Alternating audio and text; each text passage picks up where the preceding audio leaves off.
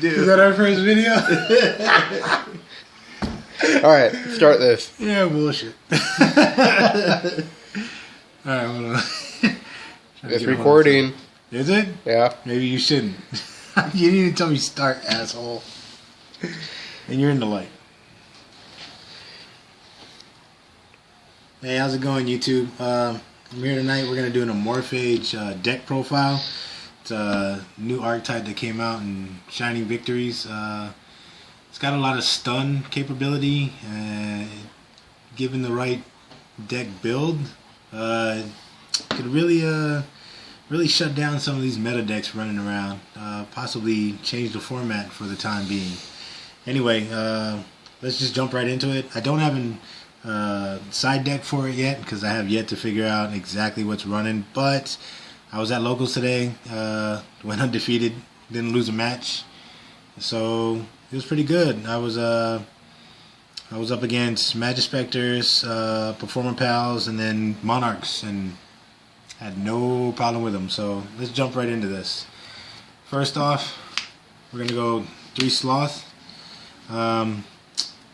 Pretty good. I love the fact that he doesn't have to be pendulum summoned or anything, because he's just a static effect that once he's on the field, your opponent can't touch their extra deck. He's a scale 3. When he's in the pendulum scale and you control an Amorphage, no adding from deck to hand, except by drawing. So kind of shuts down some of the search abilities in Monarchs, especially some of the BAs. Raid Raptors really gets hurt by this in the pendulum zone, so he's not bad. Next one, we run 3 Leechery. When he's in the pendulum zone, and of course when you control Amorphage, which is all their effects, he stops your both players from playing spells except for Amorphage spells. So you drop him first turn if you go first, and then summon a monster so you control an Amorphage. Once he's activated, your opponent better be praying he's not playing pendulums, because he's stuck. Anyway, so 3 of him. And then right now I run 3 Goliath, who is the big 8-star beater in the deck. He might go down to 2 or even 1. He's not really useful unless you double sack for him or put him in your extra deck face up. I have a way of bringing him back. I'll get to that later. But his pendulum scale says, hi, I'm a macrocosmo when Amorphage is on the field, and only Amorphage things can go to the grave. So he's not bad. Hurts BAs, hurts the big Cosmo monsters. So he's not bad. So I had to run him at 3 for now just to test him, but we'll see if he stays at 3. Anyway, next up, Gluttony. Yes, these are the 7 deadly sins if you didn't know. When he's out there, monster effects can't be activated except for Amorphage. So another way to shut down Cosmos, the little monsters, they can't banish to drop the big ones. The BAs, Raid Raptors, Pendulum monsters on field, basically anything. So just stop playing monsters and luck out. Next one, run 3 Envy. This guy I only run for his really extremely big butt. No joke. And he's a 5 scale. They're all 3 and 5s, so you can't pendulum scale the big ones. But this one, if he's in the pendulum zone, he stops cards or effects as chain link 2 or higher. So when you activate a card, your opponent can't chain something to negate it. So he's basically saying, I'm going to play this and you're just going to deal with it. So he's not bad, but yeah, once again, just another level 4 I can pendulum out and tribute later. Greed. Another big booty. A lot of big booty in here. Anyway, another big booty. Another 4-star monster you can pendulum.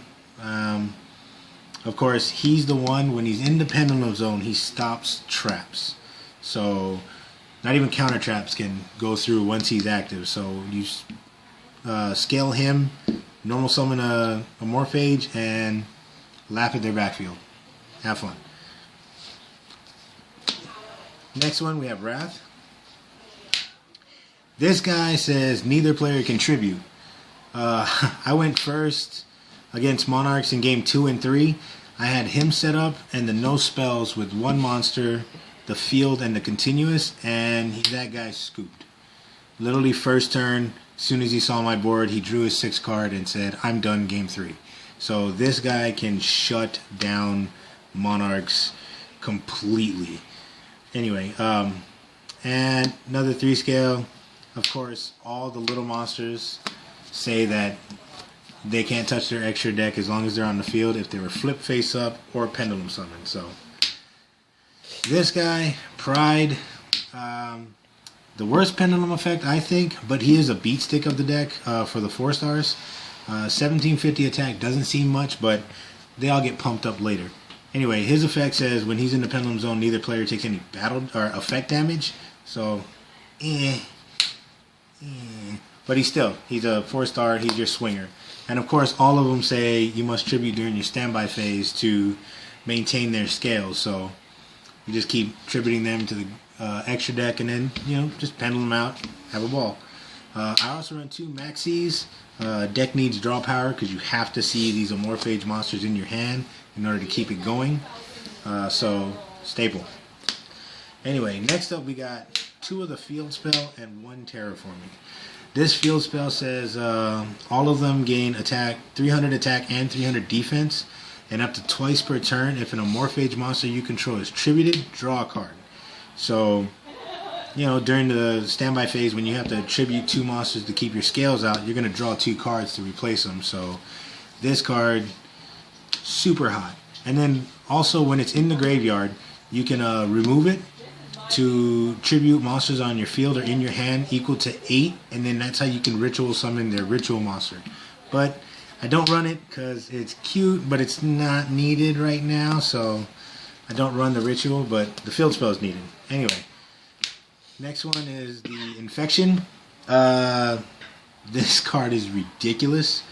All your monsters gain 100 attack and defense for every Amorphage card you control. So it counts itself, your monsters, your scales. Doesn't count the field spell because it's called an Amorpheus, which is probably a good idea that they didn't do that. Also, once per turn, if a monster is tributed in your hand or on your field or destroyed by battle and card effect, you can search your deck for an Amorphage card and add it to your hand. So basically anything that dies on your field or gets tributed, you can search your deck for any Amorphage card you need at the time, monster, spell, trap, and play it as you need to. So that's how they regenerate themselves. Next we have 3 of the Lysis. This trap is like a walking Dynamis Plesios. If you don't know what that is, you might want to learn. That deck's going to be good too. All monsters on your field all monsters on the field except Amorphage lose 100 attack and defense for each Amorphage card you control. So obviously it counts for itself. Also, except for in damage step, if a Amorphage monster is destroyed in your pendulum zone, you can rescale from your deck. So if they twin twist or something, you can just rescale on either turn and save your pendulum. It's got cute little combos with the standby phase thing, but in standby phase, if you blow up your pendulum and you rescale with this, you still have to tribute for the cost to keep it, so it can help fill up your extra deck with monsters to pendulum out. And next we have 3 Storming Mirror Force. I was thinking about drownings, but there shouldn't be a time where I have no monsters on the field, so that was a bad idea.